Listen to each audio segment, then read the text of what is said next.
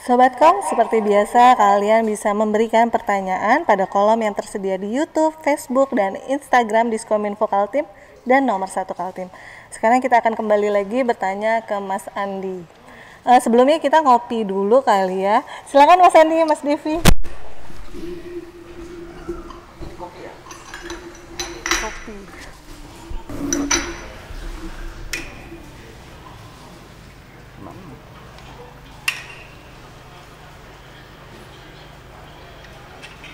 Susahnya.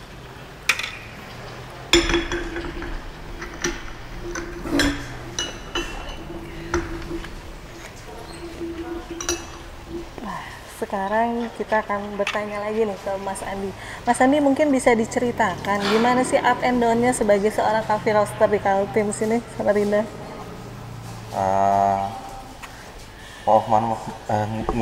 Kurang jelas, Mbak. Bisa diceritain nggak bagaimana mau mulainya dari menjadi coffee roaster dan sebelumnya tuh belajar di mana, Mas?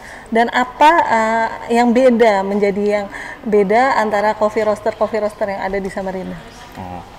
Jadi saya sejak tahun 2017 Oktober itu saya pulang ke Samarinda.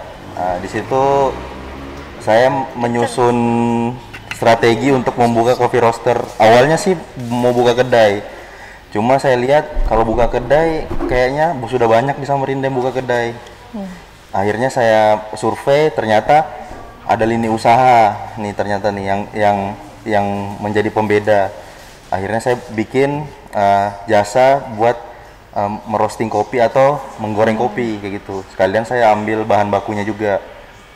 Nah, di situ saya sih kebanyakan ngambilnya karena saya belajarnya dari Bandung, Jawa Barat.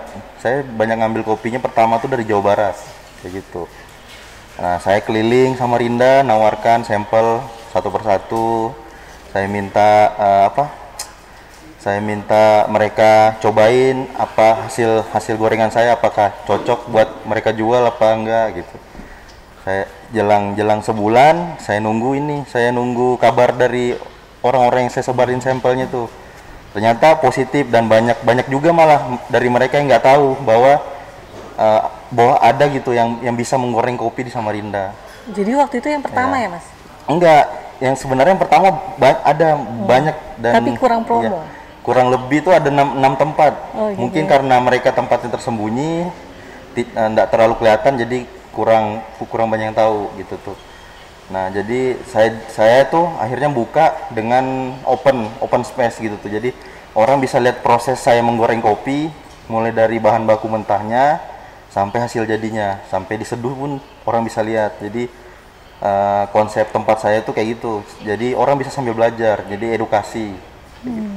Jadi memberikan mau edukasi ke masyarakat, ke tamu ya, bukan. Jadi dan mereka juga lebih tahu jadinya, oh itu prosesnya. Ternyata menjadi sebut cangkir kopi. Nah, Mas bisa dijelasin nggak dari mana aja kopinya? Tadi kan sebelumnya Bandung, hanya dari Bandung atau ada kota-kota lain, Mas? Jadi tahun pertama tuh saya ngambil dari kopi Jawa Barat. Nah, karena waktu itu panennya kan berbeda tuh, tiap bulan itu panen di tiap provinsi beda-beda. Karena Jawa Barat itu sudah selesai panennya, saya beralih pindah. Saya ngambil yang paling dekat dulu di Sulawesi. Saya ngambil Enreka, ngambil Toraja gitu. Terus saya pindah lagi ke Bali, terus pindah lagi ke Jawa Timur, baru terakhir Sumatera. Sumatera tuh saya ngambil Gayo, kayak gitu.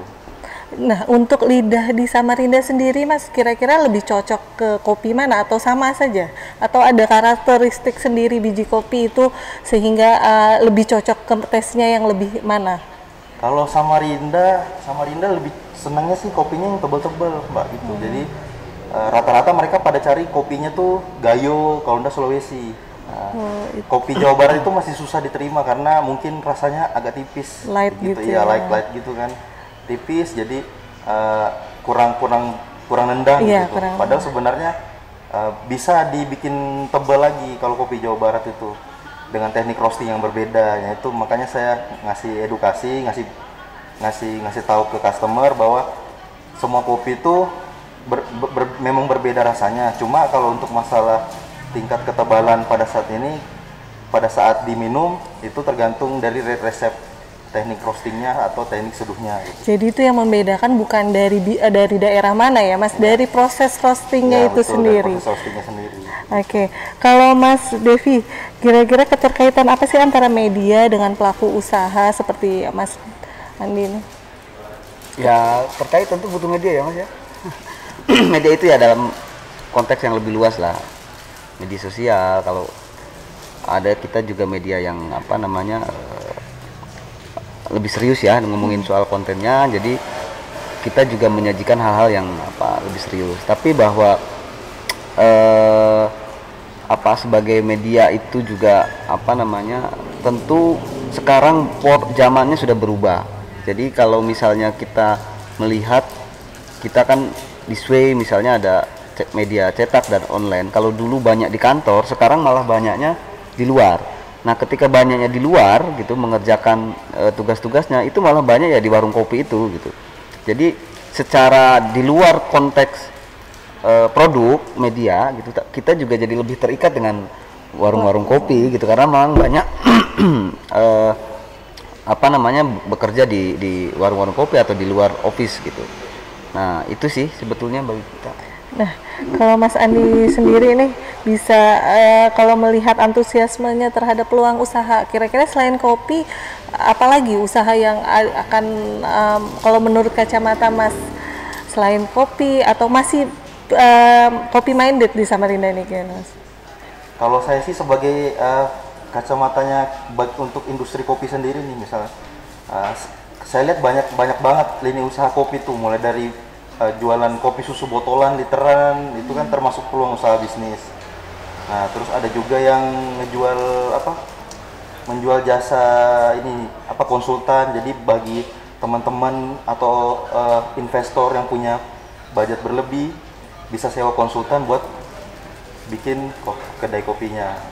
Kalau saya sendiri sih sebenarnya saya fokus itu edukasi. Jadi selain saya jualan biji kopi, saya juga buka pelatihan, ya gitu, pelatihan untuk barista yang pengen tahu pertama caranya bikin kopi gimana sih gitu tuh, pengen rasain rasanya biji kopi, bedainnya antara jenis kopi ini dengan kopi itu, bedanya di mana kayak gitu.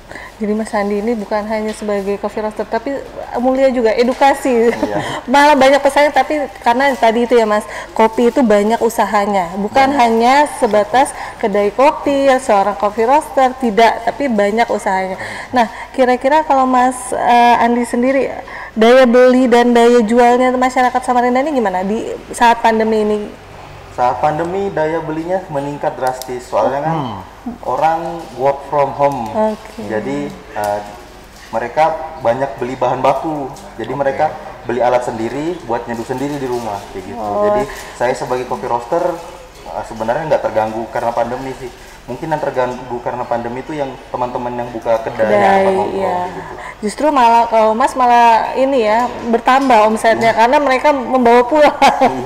Jadi bawa keluar rumah. Ya, kalau Mas Devi sendiri nih, apa kira Mas Devi masyarakat kira-kira kalau peluang usaha di Kaltim ini selain tadi ternyata kopi tuh kalau yang lain kan banyak yang bilang banyak usaha akhirnya terpuruk karena pandemi. Tapi ternyata kopi di sisi lainnya ada juga yang akhirnya berkembang. Nah, kalau Mas Devi kacamata media sendiri, adakah usaha lagi yang bisa akan berkembang di era pandemi ini? Ada itu farmasi kali ya. Jual-jual masker ya Mas. Jual masker, kesehatan. Mungkin bisa berkembang. Kalau dulu di awal-awal itu kan banyak misalnya tiba-tiba orang bikin masker sendiri dijual, tapi sekarang kan sudah banyak ya. Jadi sebetulnya ada aja sih peluang yang bisa digali lebih lanjut. Tapi ya mungkin juga dibalik bahwa pokoknya intinya bahwa dibalik kesulitan pasti ada kesusahan, tinggal bagaimana menemukannya. Asal kita mau ulet ya, mencari peluang itu pasti ada kemauan. Salah satunya mungkin tukang sayur ya, misalnya dulu mungkin kita harus ke pasar, sekarang udah online dan dia bisa diorder untuk pesankan di pasar gitu. Mungkin datang kita sudah sudah bawa 1 kantong plastik sudah sesuai dengan yang kita minta. Itu mungkin jadi jasa juga sih. Nah, kalau Mas Andi sendiri, ada inovasi apa sih yang dilakukan selagi pandemi ini untuk tetap menjaga omset bahkan naik? Apa yang udah dilakukan?